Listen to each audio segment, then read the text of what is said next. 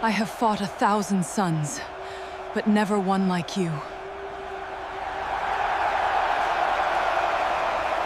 When the green woman dropped to one knee, 40,000 people stopped breathing at the same moment. A second before, the arena had been pure noise, drums, beating horns, feet stamping on iron. Then Siraka sank into the blood-dark sand, one hand flat on the ground, hair spilling over her shoulder. The noise died like someone had cut a wire. Daniel Ibarra stood 3 feet away, holding half a broken spear in both hands. He could barely hold it up.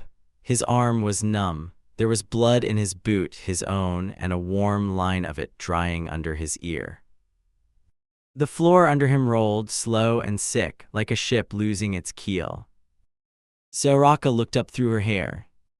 She wasn't beaten, she wasn't begging. She was listening.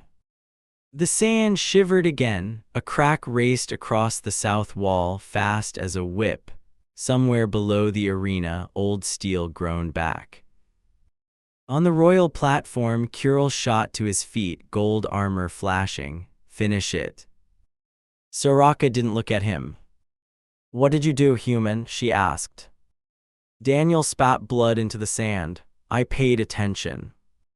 The arena lurched again, hard enough to throw people sideways in their seats. 3 hours earlier, Daniel still believed he could get everyone out without bringing the whole place down. He learned this place by its bones first, not the roar above, but the maintenance dark underneath it.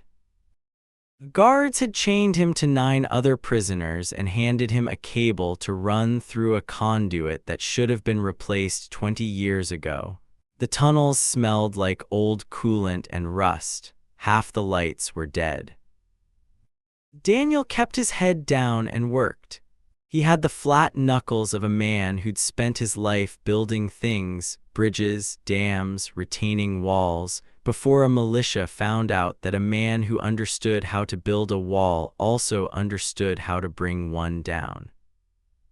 That skill was the only reason he was still breathing. Kuril's raiders had hit the refugee ship Shepherd's Light 2 days earlier. 300 miners and their families running from one hard life toward another. Daniel fought until someone dropped him with a shock stave. When he woke up in chains, his sister Anna was somewhere else on the station.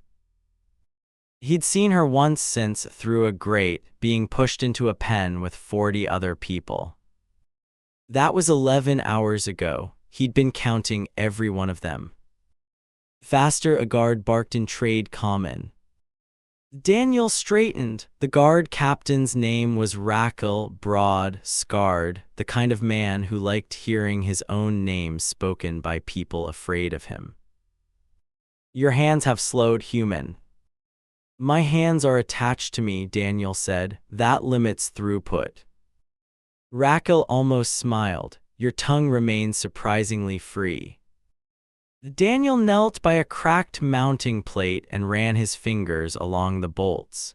One was original steel. The one beside it was a cheap replacement, the casting seam barely ground smooth.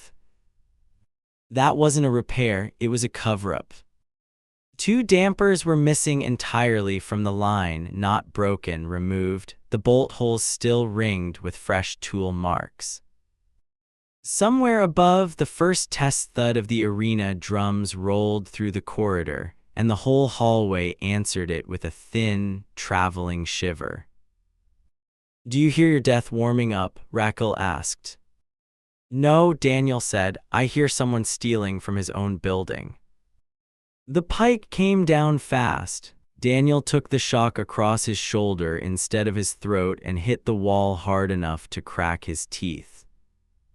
Curiosity is expensive here, Rakel said. A lift rattled open at the end of the hall. 2 guards walked out flanking a woman taller than Daniel, moving like the chains on her wrists belonged to someone else. Green-skinned, gold-eyed, old scars layered under new muscle. A slave's badge, Kuril's sigil, burned into her shoulder guard like a brand. This was Siraka. Daniel didn't know that yet. He'd learn it fast enough. Kuril wants the human intact, Rakel told her. He fights after third horn. Her eyes stayed on Daniel. This one. The crowd likes novelty. You are thin for an arena lie, she said in careful comment. And you're wearing a dead station on your back, Daniel said. Something in her expression shifted, not offense, recognition. You know structures, she said. I know when someone's cutting mass out of a support system and replacing it with garbage. Rakel backhanded him with the pike shaft. Daniel stayed up. Save your breath, Siraka said. Kuril has no use for warnings. Maybe you should, Daniel said. She walked on, then without turning her head. If you plan to run, do it before they put the crowd on you. I'd rather not kill a fool in front of children. They marched him to an overlook above the West Pens, and that's where he saw her.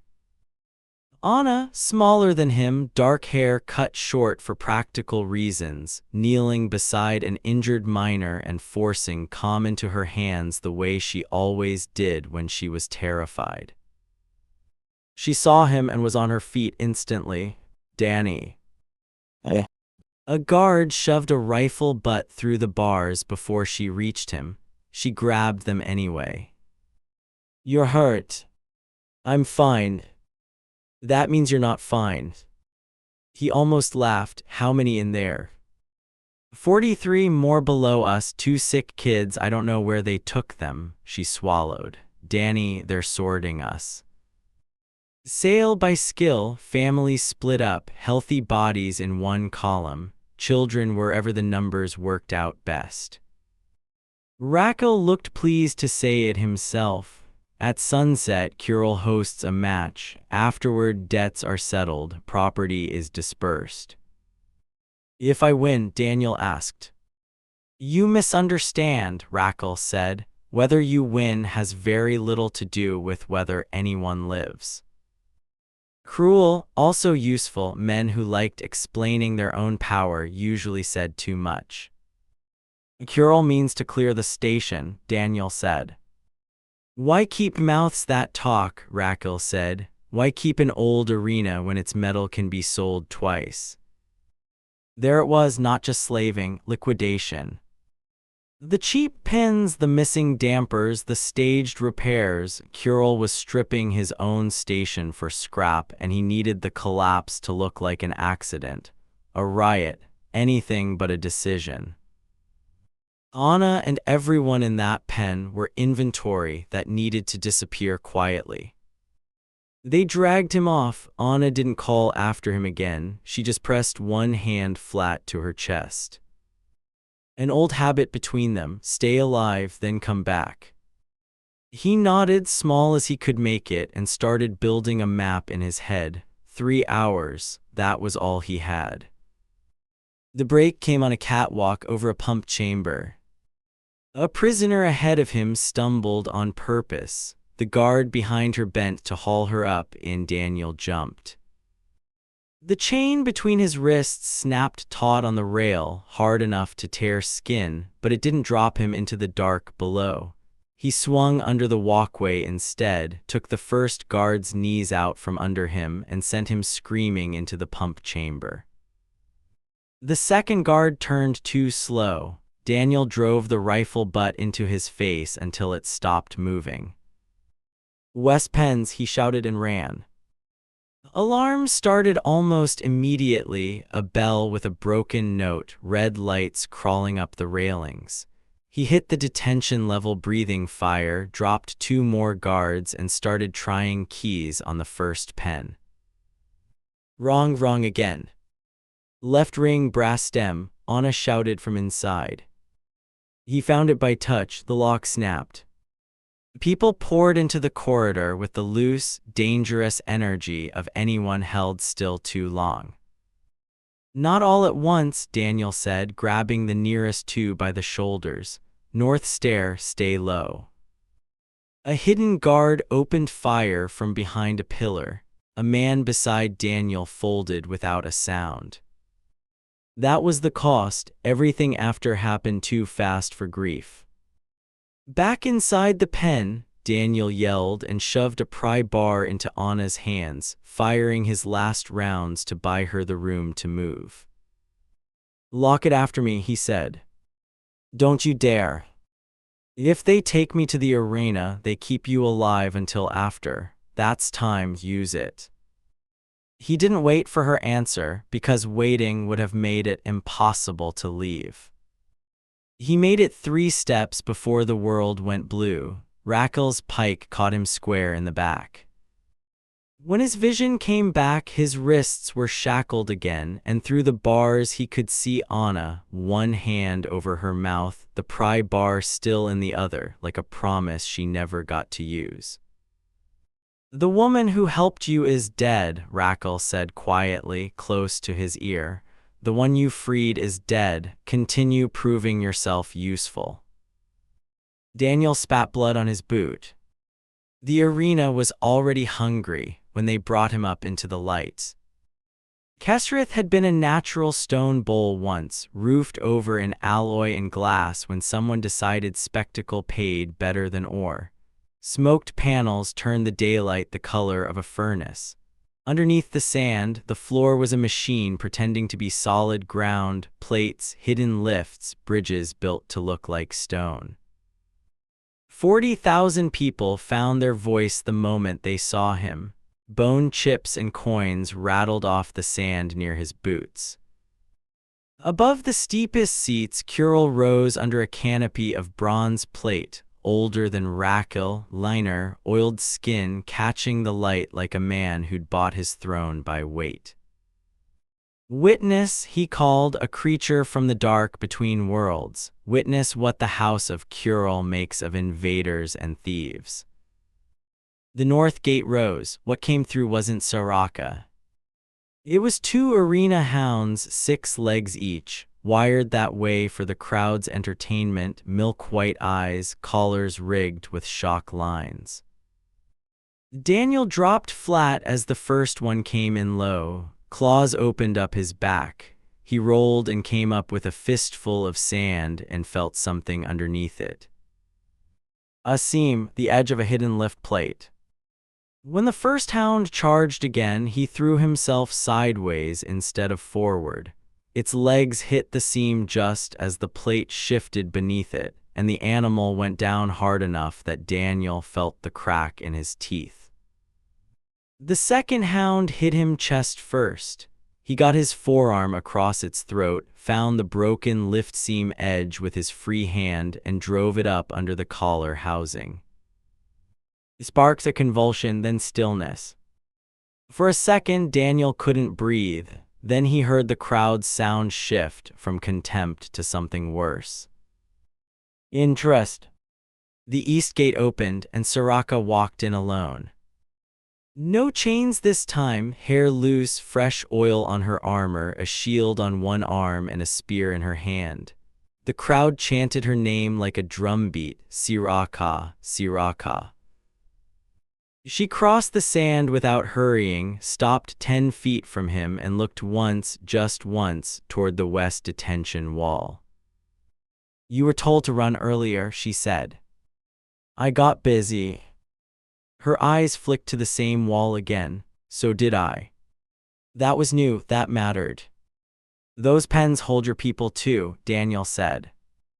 She didn't answer. The horn sounded, and she came at him like gravity itself had insulted her.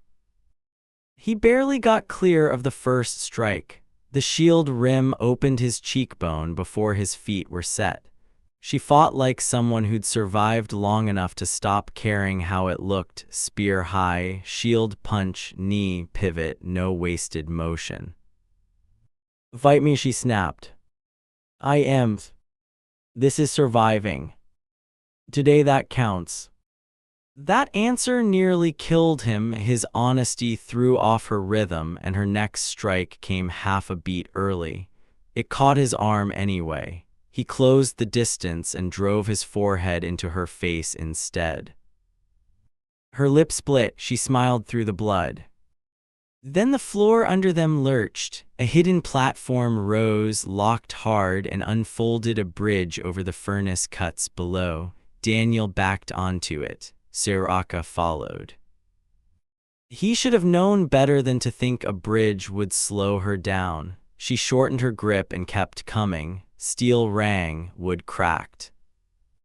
She hammered him back to the rail, shield first, and drew back for the finish. And a chain above his shoulder twanged. Wrong, too early, too alone. Down, he shouted. She hesitated half a second. He grabbed her harness and threw them both sideways as a hidden blade punched straight up through the deck where her head had just been. She stared at the blade, then up at Kural's dais. He wasn't even pretending to look surprised. He rigged the bridge, Daniel said. Her face went still, not from fear, from the moment a lie finally runs out of places to hide. Archers rose along the walls. Kural flicked 2 fingers, almost bored. Move, Daniel said, and they jumped together, enemies an hour ago, allies now by simple arithmetic, as the first volley shattered against the bridge behind them. They dropped through a maintenance hatch into the underworks, and the roar above them dulled to a muffled animal thunder. For the first time, Siraka looked less like a champion and more like a woman standing one step past a lie she'd chosen to believe. Speak quickly, she said, before I decide you're making a longer one. The south anchors are cheap replacement pins, Daniel said. At least 2 dampers are missing from the main ring. Every time those drums run, they're feeding vibration straight into a structure that can't absorb it anymore. When it goes, it won't be the whole station, it'll be the south quadrant, the dais, the west galleries, everyone he needs gone. You saw all this in a repair tunnel. I heard it before I saw it. He tapped the rail. Every structure has a way it wants to move. He made this one cheaper and meaner. Can it be stopped? Not cleanly. Boots rang on the walkway above them. Rakel's voice, close and sure, seal the north shafts. Kural wants their bodies found together. Siraka went very quiet in the way that meant something was about to die. I've wanted that one dead for years, she said. Take a number, Daniel said, and they moved. They cut west through the underworks toward the detention galleries, dropping 2 guards along the way without slowing down. Siraka fought like a woman closing a very old account. At a chain shaft, the galleries came into view, human and Rukari prisoners stacked in dim tiers, and below them, smaller cages holding half a dozen Rukari children clinging to the bars. Siraka went still. Kural keeps them there, Daniel said, so you keep winning. Yes, no tremor in the word, that was the hard part. A control room sat across a narrow service bridge, old winches, an emergency dump lever, a locking wedge tying the whole west gallery to the same failing south support line. If that line snaps on its own, Daniel said, these cages fall with it. They crossed the bridge. It swayed under their combined weight but held, barely. Inside, Daniel found the wedge and started working it loose while Siraka threw her weight into the release wheel. That's when Rakel found them. You could have died well, he told Siraka, pike sparking. Now you'll die dirty. I was born dirty, she said, and didn't let go of the wheel. He came in fast. Daniel caught the pike on a crank handle, current screaming up his arm, and gave ground by inches while Siraka forced the wheel another notch. Below, the galleries clanked downward, a handspan. Not enough. Rakel kicked Daniel into the console and raised the pike for the finish. Siraka let go of the wheel. The half-open brake ring left her hand like a discus and caught Rakel across the face hard enough to put him into the wall. She crossed the room in 2 steps, took his own weapon, and drove it through his chest, holding it there while he died, eyes on his, settling an account she'd clearly been keeping a long time. "You're leaking," she told Daniel afterward, nodding at his side. "So are you." A bolt had torn her thigh open. She hadn't mentioned it once. Together they forced the last of the wedge free. The galleries dropped 2 full levels and caught hard on the brake, 6 meters still short of the evacuation ledge. And then the south support line cracked for real.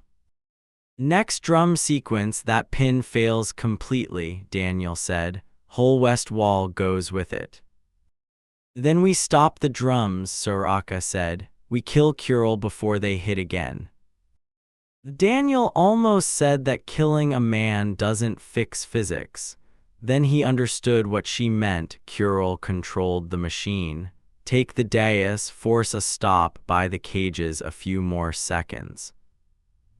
"Maybe." "How do we get up there?" she asked. "There's a chamber under his platform that channels every drumbeat in this place.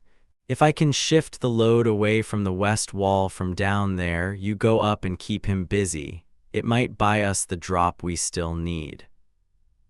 She studied him for a second. "You make murder sound like carpentry." "It mostly is."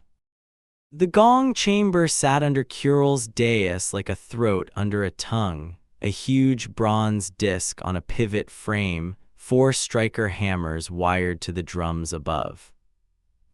Through the grill overhead, Daniel could see the dais supports, slender decorative columns that weren't decorative at all.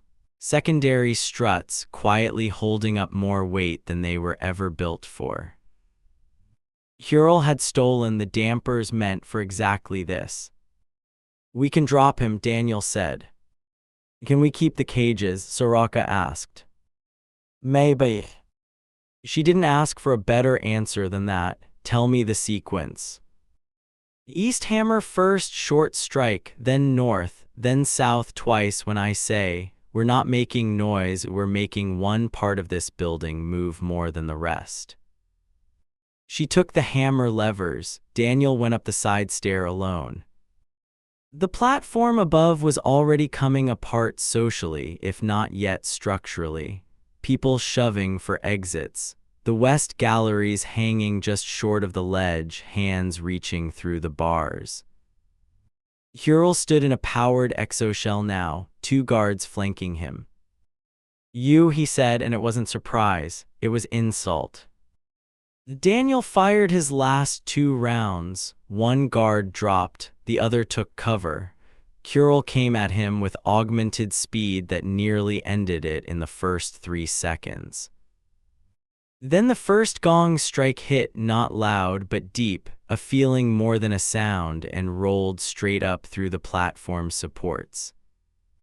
The stolen column shivered. Kuril felt it too, his eyes dropped. "You sold the wrong parts," Daniel said.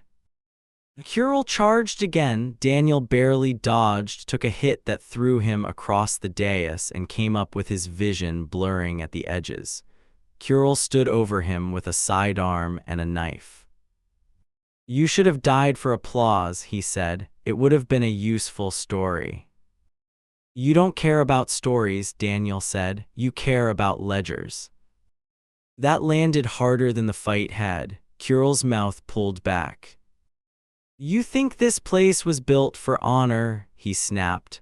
"Honor doesn't keep air flowing. I turned stone into coin. I turned useless blood into leverage. I kept my people alive.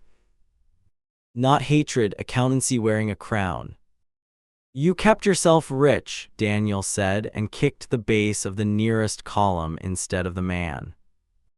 It wasn't strength, it was angle. The already cracked casing gave, and the retrofit brace inside it bowed. Kuril looked up just once, long enough for Daniel to close the distance, take a knife across the ribs, and drive his forehead into Kuril's face. They went down together. Below, Siraka broke free of two guards chasing her, saw Daniel pinned, and hurled the gong striker itself like a spear. It took the last bodyguard through the chest. Siraka, Kuril barked, still trying to command a room that had stopped listening. To me. She climbed the steps slowly, blood on her leg, dust in her hair, and stopped 3 paces below the dais. No, she said. The word carried farther than any speech Kuril had ever given. His face changed, not fear of her blade, understanding that the crowd had heard it. Then watch, he said, and thumbed a control on his wrist. Down at the west wall, the emergency locks released. The galleries lurched outward over the furnace trench. Anna was in the upper pen, one arm around a child, the other white-knuckled on the bars. The plan had worked exactly enough to make things worse. Daniel remembered the east platform, not as an escape route, but as a counterweight. If it dropped now while the south dais went light, the load would transfer through the ring toward the east side. It might buy the west wall a few more seconds, not many, maybe enough. He ran for the manual release, found the lever locked, and rammed a broken spear shaft into the mechanism until it snapped loose. Then a second pair of hands closed over his. Anna, blood on her temple, stood on both arms, out of the pen through a gap someone had bent wide enough to squeeze through. How did you? Later she said, pull. They pulled, the east platform dropped like a thunderclap and the shockwave slapped the whole station sideways. The south columns snapped. The west chains screamed and held. Siraka used the opening. She trapped Kuril's knife arm, pivoted inside the wider stance of his exoshell, and drove her shoulder into his chest, not strength, balance, one fighter reading another's machine. He staggered onto the cracking edge of his own dais. Siraka, Daniel shouted from below, twice. She stamped the platform once, then again, matching the same rhythm he'd shown her in the chamber. The weakened columns took the combined load and the transferred weight together. They sheared. For one instant, Kuril stood with his arms out, still commanding a crowd that had already stopped watching him. Then the stone gave way, and he went down into the furnace slit with it. Siraka barely caught the edge of a stairway with one hand as the shockwave hit. Daniel ran for her before he decided to. A falling slab cut him off.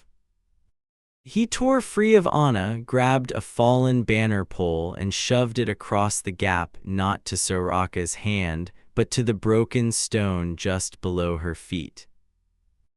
Kick off, he shouted. She did. The stone failed exactly the way he needed it to, and her weight swung onto the pole.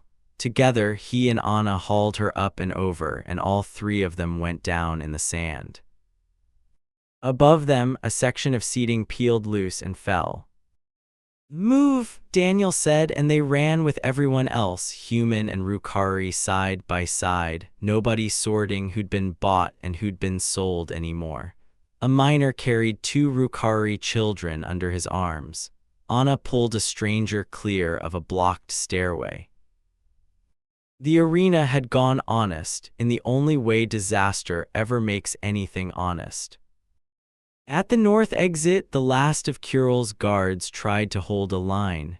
They saw Siraka coming and lost their nerve before she reached them.